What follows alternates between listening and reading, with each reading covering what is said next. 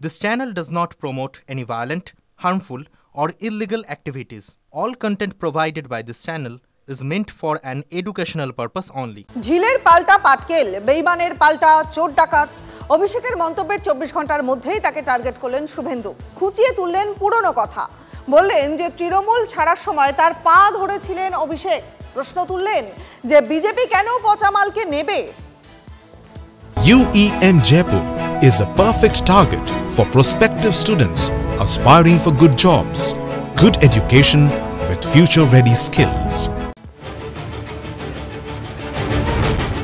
একজনের বাউন্সার, অন্যজনের হুক।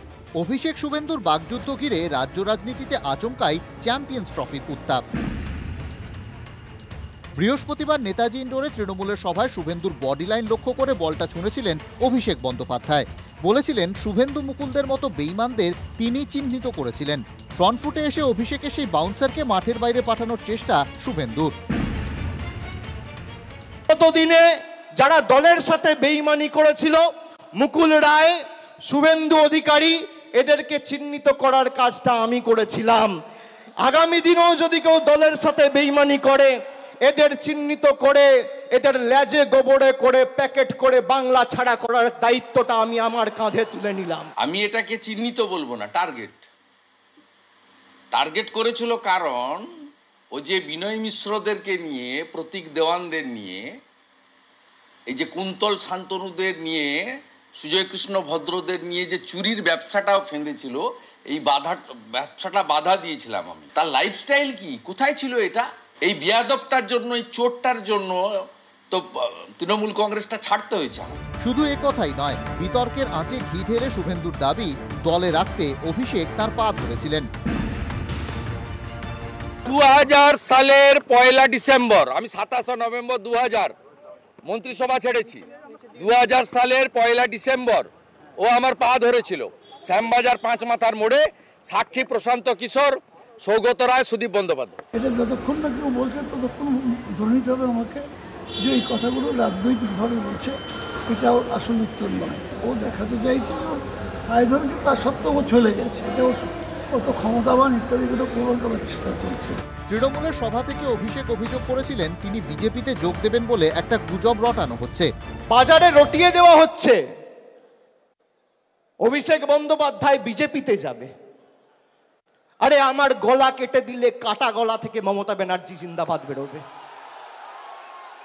আমি বেঈমান নই।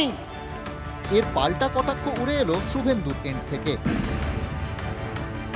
ভারতীয় জনতা পার্টির এত দুর্দিন হয়ে যায়নি। কে এইসব পচামালকে নেবে?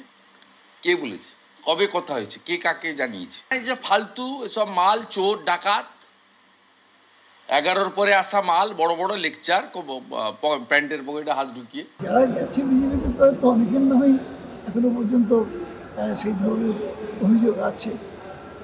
যারা প্রকাশ্যে টাকা পয়সা নিয়েছে এরকম অনেকেই আছে নাকি।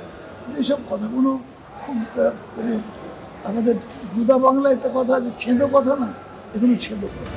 দরজায় ঢুকে পড়েছে বামেরাও। তারা আবার শুভেন্দু অভিষেককে নিয়ে তাদের সেটিং তত্ত্বকেই খাড়া করতে চেয়েছে।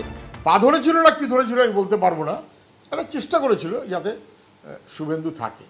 কিন্তু শুভেন্দু যেটা বুঝে গেছে, অথবা না বুঝলে আরএসএস যেটা বুঝিয়ে দিয়েছে, যে বাবু বিজেপিতে গিয়ে তৃণমূলকে সাহায্য করা যায়, তৃণমূলকে থেকেও বিজেপিতে সাহায্য করা যায়। বাম তত্ত্ব যাই হোক, নতুন করে যুযুধান দুই নেতার দ্বৈরথ রাজনীতির ময়দানে দমকা বাতাস নিয়ে এসেছে। ভোট যত এগিয়ে আসবে, এই ম্যাচ যে ততই ক্লাইম্যাক্সে পৌঁছবে তা হলফ করে বলা যায়। Bureau report, TV9 Bangla.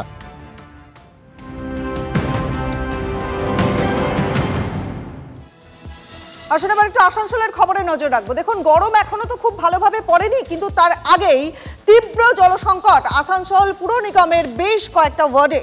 আসানসোলের 84, 85 এবং 45 নম্বর ওয়ার্ড সহ বেশ কয়েকটা ওয়ার্ডে পানীয় জল সরবরাহের অনিয়মতা। কিছুক্ষণের জন্য জল এলেও তা পানের অযোগ্য অভিযোগ করছেন স্থানীয় বাসিন্দারা। কথা বলবো আমাদের সহকর্মী চন্দ্রশেখর এই মুহূর্তে রয়েছেন আমাদের সঙ্গে। চন্দ্রশেখর, এখনো পর্যন্ত গরম তেমন ভাবে পড়েনি, তাতেই যদি এই পরিস্থিতি হয় তাহলে গরম পড়লে কি হবে? কি বলছেন স্থানীয় বাসিন্দারা, কি অভিযোগ তাদের? দেখো একেবারেই আজ মার্চ মাসের প্রথম দিন, আর মার্চ মাসের প্রথম দিনেই স্থানীয় বাসিন্দারা 84, 85, 44, 45 আসানসোলে বিস্তীর্ণ অঞ্চল জুড়ে, বিশেষ করে শহরে অভিজাত এলাকায় যেখানে পানীয় জলের সংকট দেখা দিয়েছে এবং তাদেরকে রীতিমতো জল কিনে খেতে হচ্ছে। আমি বেশি কথা না বলে এখানে যারা ভুক্তভোগী আছে তাদের সঙ্গে সরাসরি কথা বলবো, কী কী সমস্যায় ভুগছে তা বলবো। আপনাদের কি সমস্যা হচ্ছে? আমাদের সমস্যা জলের, যে বিগত কিছুদিন ধরে আমরা জল পাচ্ছি না, আর যদিও বা কখনো জল আসছে টাইমের তো কোনো নির্দিষ্ট টাইম নেই, সকাল দুপুর বিকাল সন্ধ্যা যখন খুশি তখন জল দিচ্ছে।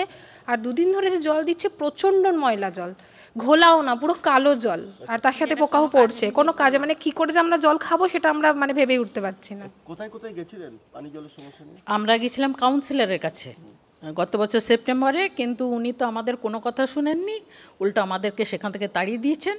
তাই আমরা খুবই কষ্টের মধ্যে আছি।